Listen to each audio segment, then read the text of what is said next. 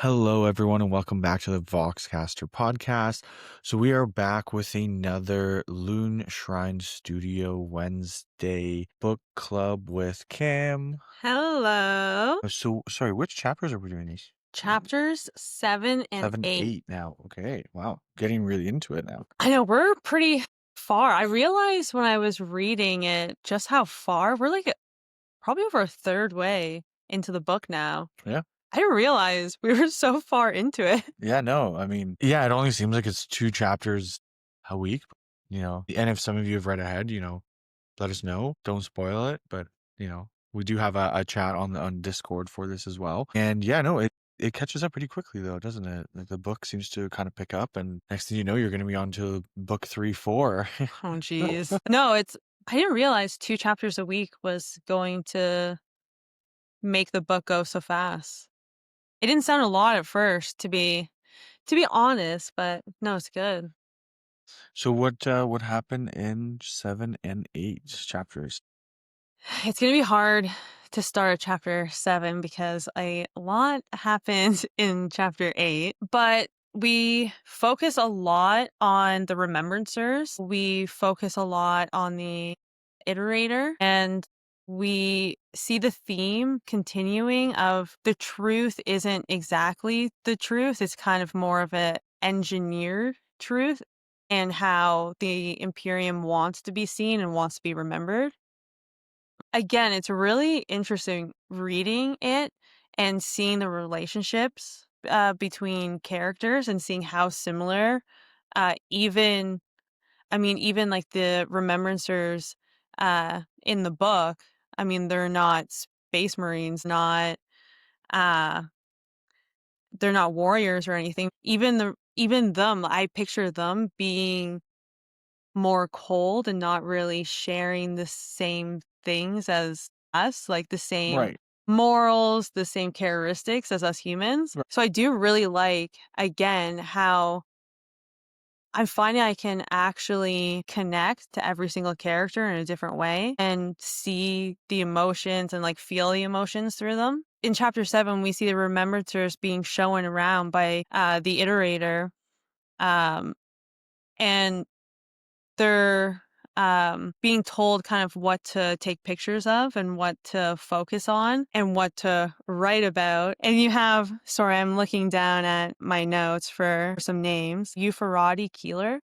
She's a Pictar. Like she takes pictars of things. And in chapter 7, she talks about how her role, she even recognizes how the pictures that she's putting out isn't the truth. It's not exactly what is going on. It doesn't show the sheer destruction and the sheer magnitude of what the Imperium is doing. It more so it changes kind of is interesting because it changes the conversation from being the truth to being a truth. Yeah. Yeah. Right? I mean, if you have these people that are like, "Hey, we're gonna be the ones that kind of, take the, I guess, the visual effects of a combat or a war or something," and it's, they're being told what to do instead of being able to just take it as it's seen, kinda gives a very different story to kind of write about, right? Yeah. Like we've said in previous episodes, like the pictures and everything, they quickly become history, which quickly can turn into the truth, and the only thing that's remembered. We see Keeler too, see kind of how powerful images can be and how powerful just one moment in time can be. Because at the very end of the chapter, Loken is walking to his ship, to his warship. Yep. Yeah, sorry. Again, I'm not the best at remembering things, but I write things down and I do as best as I can. But he's about to give the oath, and the Mournival, they show up to witness it and to show him off. And Keeler takes a picture as he's kneeling, and you see the Mournival around him. And even the iterator like comes up to her after and is like, that is the most powerful image. That image holds so much power to show what the Imperium stands for and what it means and everything. You can get people to follow just off of that one image. Yeah, no, and that's the thing, right? Is to some it's just like, oh, it's just like him swearing an oath and like whatever, but to somebody that is, a guardsman, to see these super beings being in such an imposing, I guess, aura. Yeah, I mean, that could inspire, entire civilizations to push one way or another in a conflict, right? yeah. No, it was I really, really liked that chapter. I'm not gonna lie. I really like the bits with the remembrancers.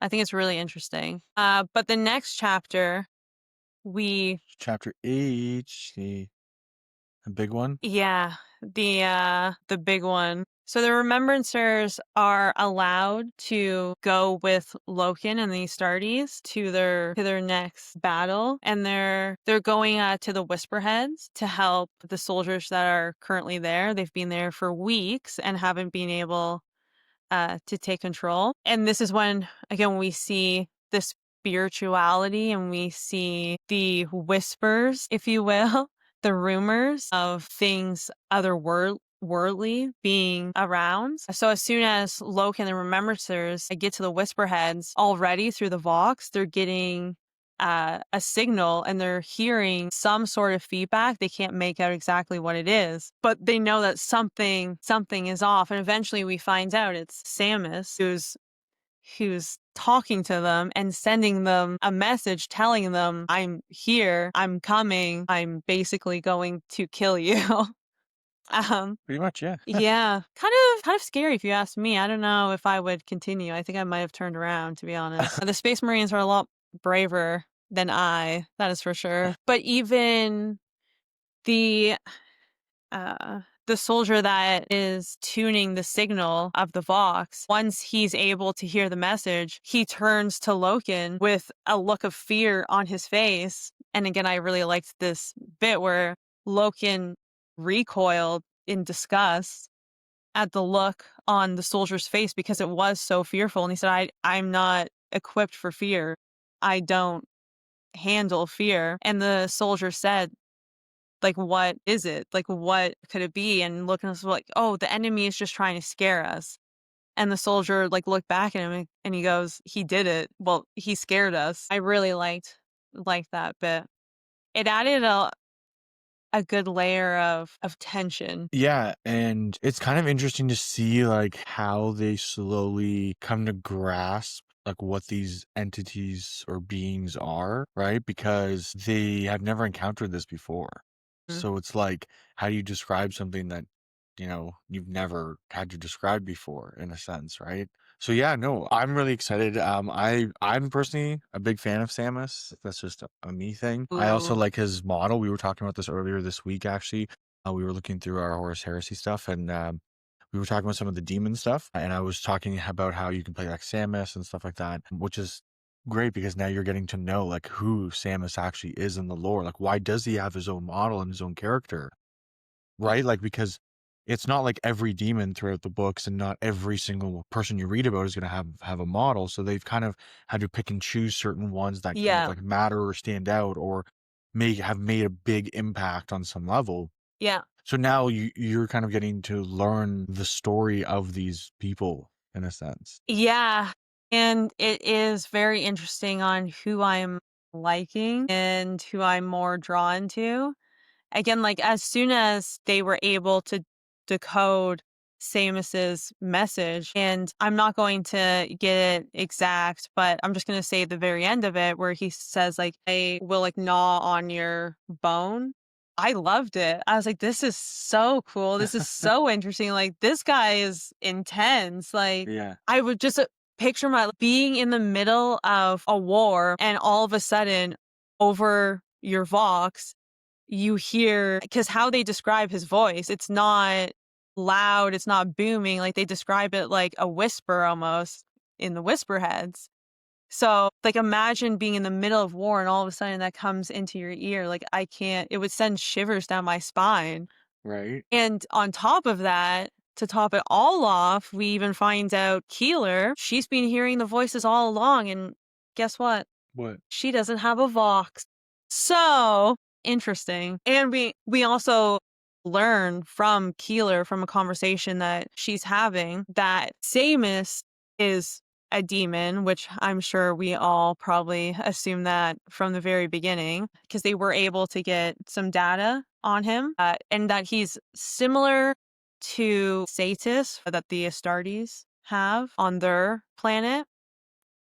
So he doesn't sound like a small demon. He sounds kind of like a boss demon. So I'm thinking there may be a battle, and this battle may last a while. Yeah. And I mean, it looks like you're getting to the part where like the book is really starting to open up too, where now you're gonna be like getting to some of like the peak moments starting to happen, I feel like. And big Uh, decisions, yeah, probably. yeah. So yeah, it was we're just going to be quickly switching up gears here, unless you have anything else you want to end with the book club. No, just super excited for next week, chapters 9 to 10. And again, if you have anything you want to say, you want to talk about, either Instagram or Discord or YouTube or any of our socials. But then we just want to quickly switch gears. So we're going to be doing this on the first Wednesday of every month. So this is the first Wednesday of November. So in the past month, some of the updates we've made here on the podcast, we have tripled our internet because the first couple guests, it was a lot of internet connectivity issues to be open with everybody. We have since tripled our internet. We've gotten a new laptop on both ends. Steve has on his end as well as we are currently looking into making it an actual proper recording space. So it's not just this backdrop. Yeah, so we're thinking of also making an actual recording space. So it's not just this backdrop with a few like miniatures, maybe like that. We're thinking of actually setting up a proper space and displaying our miniatures properly with lighting and stuff like that to make a proper filming Mhm. section, as well as, sorry, and I know Steve was mentioning on his end something of that sort. So we'll have more information about that soon. Oh, we also have in the works reels that are going to go over kind of basics like dry brushing, like doing highlighting, stuff like that. Yeah, just basically quick little summary tutorial videos from beginners. And we're thinking of even doing it like a series where we do like beginner series for like X amount of months, and then we do like an intermediate series that builds on the beginners, and then like an expert level where you build on the intermediate. That's something that we're still kind of working away at, and we'll have more information for you guys about that soon. We do have more guests coming up for you guys and stuff like that, so stay tuned for that. And we are also working on trying to make more shorts and little reels to post for you guys. We've just had kind of like a big mix up in schedules with everybody recently. So we're just trying to shuffle everything around at the moment and kind of make it all work for everybody. So yeah, stay tuned. We will have more updates on everything very soon. And we are working very hard in the background still on everything, pushing hard at this for all of you guys and for us. Yeah. Yeah, so with that, thank you guys for tuning in to this book club and monthly update episode. So with that, we'll see you guys next time. Thank you for tuning in. Make sure you like, follow, subscribe, message us, all that usual stuff you know what you're doing. And we'll see you guys on the next one. Bye. Bye. Love you.